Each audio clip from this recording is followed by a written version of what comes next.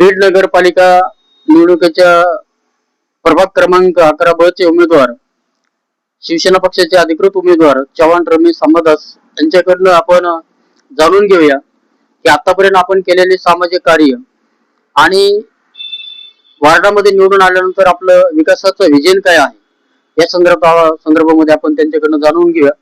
सगळ्यात प्रथम आपण त्यांचा परिचय त्यांच्या तोंडून ऐकूया आणि सामाजिक कार्य जे काय आहे त्यांनी केलेलं ते आपण जाणून घेऊ। चव्हाण सर, आपण केलेले सामाजिक कार्य काय? मी 2016 ते आज 2025 पर्यंत या भागाचं प्रतिनिधित्व करतोय। आतापर्यंत माझ्या प्रभागामध्ये विकासाची कामे जर सांगायचं म्हणलं तर तुम्ही ज्या रस्त्याने आता आलात ते रस्ते असतील, अंतर्गत रस्ते असतील, त्या पूर्ण प्रभागाचा विकास तुम्ही जर ह्या प्रभागामध्ये फिरले 11 मध्ये तर पूर्ण प्रभागाचा विकास तुम्हाला दिसून येईल। राहिलेला विकास जो आहे मधल्या काळामध्ये प्रशासक असल्यामुळं काही बंधनं आली, आम्हाला प्रतिनिधित्व करता आलं नाही, त्याच्यामुळे काही विकास राहिलेला आहे। नाही असं नाही, 100% तर कोणी विकास करू शकत नाही। जे काही विकास राहिलेला आहे तो आता पुढच्या 5 वर्षामध्ये मी तो विकास करून दाखवील ही जनतेला मी ग्वाही देतो। बर, सर्वसाधारण एक सर्वसामान्य जनतेचे आपल्या वार्डामध्ये आपण प्रचार दरम्यान फिरला तेव्हा एकंदरीत काय प्रश्न त्यांचे होते?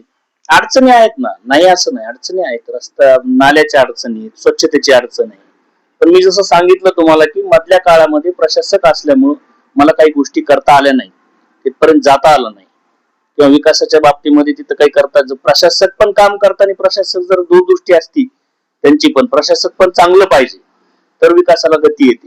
पण इथं प्रशासक काही ठिकाणी चांगलं, काही ठिकाणी आमच्या नशिबाला ते आल्यामुळे आम्हाला ते काही गोष्टी करता नाही आल्या, एवढाच विषय आहे। आणि जो काही विकास राहिलाय तुम्ही माझ्या मायबाप जनतेला ह्या 5 वर्षामध्ये मतदान रूपी आशीर्वाद जनतेने द्यावा, या येईल त्या 5 वर्षामध्ये मी राहिलेला विकास करून देईन। बीड शहरात आपण पाहतोय की अनेक वर्षापासून कचऱ्याचा खूप मोठी समस्या आहे। आज सर्व रोडवरती कचऱ्याचे ढिगारे पडलेले, नगरपालिका त्याला साफ दुर्लक्ष करते आणि साचलेल्या कचऱ्यापासून दुर्गंधी निर्माण होते। असं ही समस्या कायमस्वरूपी सुटण्यासाठी अनेक मेट्रो सिटींनी टाकाऊ वस्तूपासून टिकाऊ वस्तू बनवण्याचे प्रोजेक्ट चालू केलेले आहेत, ज्यामध्ये लातूर आहे, नागपूर आहे, आता पुण्यामध्ये पण तो प्रोजेक्ट चालू आहे। तर असं त्या धर्तीवरती आपल्याला बीडमध्ये करता येऊ शकतं का?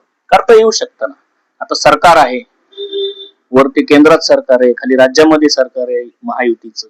आतापर्यंत काय झालंय की ह्या 30-40 वर्षामध्ये एक हाती सत्ता होती, एक हाती सत्ता क्षीरसागरांकडे होती। त्या 40 वर्षामध्ये एक हाती सत्ता असल्यामुळं बाकीच्या लोकांना संधीच भेटली नाही।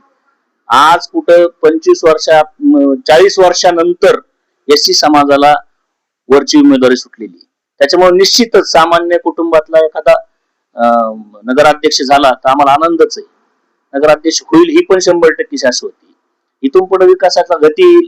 सगळ्यात विषय जर तुम्ही मांडला की कचऱ्याचं, घाणीचं साम्राज्य, हे सगळ्या गोष्टी ज्या आहेत हे मागच्या 30 वर्षापूर्वीच व्हायला पाहिजे होत्या। आता सरकार आहे आमचं युतीचं महायुतीचं सरकार असल्यामुळं आम्हाला निधीची कमतरता होणार नाही आणि बीड शहर नक्की सुधारेल एवढं मी तुम्हाला शाश्वती देतो। त्याचबरोबर बीड शहरामध्ये MIDC नसल्यामुळं बेरोजगाराचा एक प्रश्न निर्माण झालेला आहे।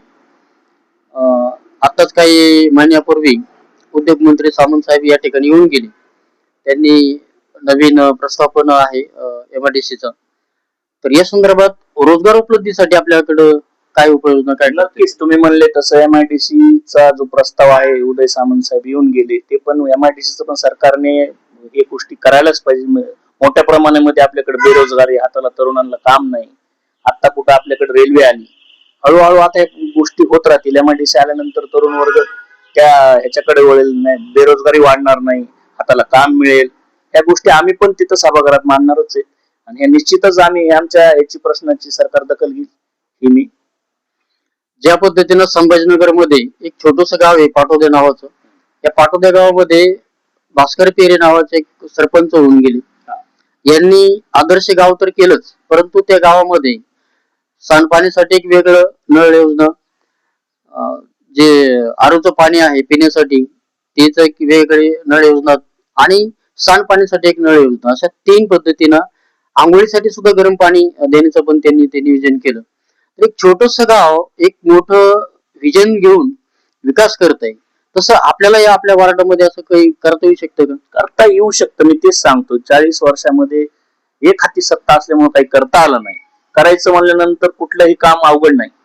जर जिद्द असेल तर काही होऊ शकतं. आता तुम्ही ज्या गावाचं नाव सांगितलं, गावात आणि शहरात फरक असतो हे पण मी समजू शकतो. पण शहरामध्ये सुद्धा इतक्या सुविधा आपण देऊ शकतो जर तशी जर साथ असेल प्रशासनाची, संबंधित नेत्यांची म्हणा, सरकार असेल सोबत, तर आपण होऊ शकतो. इथून पुढे या गोष्टी नक्कीच घडत जातील. फक्त जनतेने एकदा संधी द्यावी.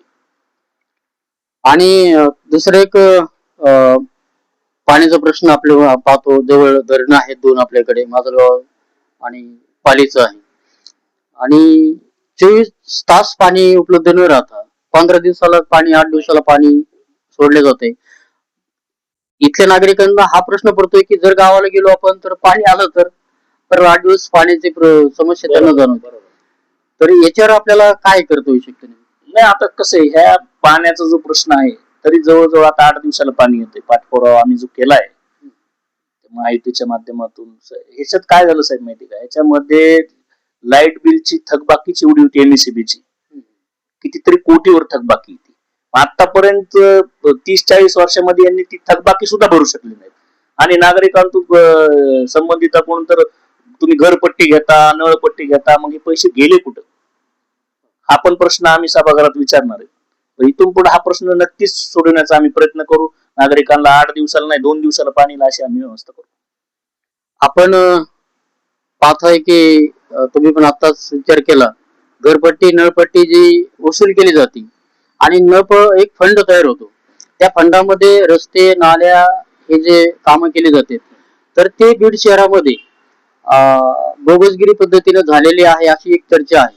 त्या संदर्भात काय सांगणार? बोगसगिरी प्रमाणे बोगस कामे इथून पाठीमागे खूप झालेली. म्हणजे जिथं 1-1 कोटीचे, आता माझ्या वार्डमध्ये 10-10 कोटीचे प्रस्ताव दाखल केले होते, पण ते नुसते कागदोपत्री होते. पण ज्या वेळेस मी 16 निवडून आलो, सभागृहात गेलो, तर ते खाल्लेले कागद आम्ही उकरून काढले. त्यावेळेस कुठेही रस्ते तुम्हाला दिसायला लागले, हे काही नवीन नाही, मागचेच रस्ते आम्ही उकरून काढले. इथं 10-10 कोटीचे कामं झाले, पण फक्त कागदपत्री. हे जनतेलाही माहित नव्हते आणि आम्हालाही माहित नव्हते. तिथं सगळी माहिती घेतल्यानंतर आम्ही ते उकरून काढले कामं. आणि आज तुम्हाला जो विकास दिसतोय माझ्या प्रभागामध्ये, त्याचं कारणच ते.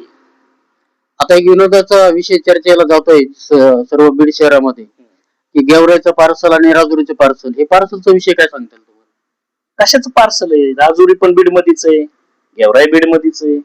पार्सल कुठं कोण कोणाचं? सगळे इथंच राहतात ना. गेवराईवाले बीड मध्ये राहतात, राजुरीवाले बीड मध्ये राहतात. पण असं म्हणलं तर मग तुम्ही राजुरीला राहायला पाहिजे. पण डॉक्टर योगेश्वर सागरनी सांगितलंय की हे गेवराईचं पार्सल हे गेवराईलाच पाठवावं लागणार आहे. कसं कसं कसं म्हणता तुम्ही गेवराईचं पार्सल गेवराईला पाठवा? तुम्हाला नाचता येणं अंगण वाकडा अशी परिस्थिती झाली. काही बोलण्यात काय अर्थ आहे? तुम्हाला करता नाही आलं म्हणून तुम्ही आता गेवराईचं पार्सल पाठवलं. अहो तुमच्याकडेच होते नाही सगळे, काय गरज होती गेवर? तुम्ही जर व्यवस्थित सांभाळलं असतं हे नगरसेवक सगळे कार्यकर्ते, तर काय गरज होती गेवराईवाल्यांची आम्हाला तरी दारात जायची? 20 वर्षे त्यांच्या हाती सत्ता होती. डॉक्टर क्षीरसागर जे घराणं आहे यांच्याकडे. बीडचा विकास पाहिजे त्या प्रमाणात व्हायला पाहिजे होतं, ते पण झालेलं नाही. ठीक आहे, नाही झालं. तर आपलं एक विजन आहे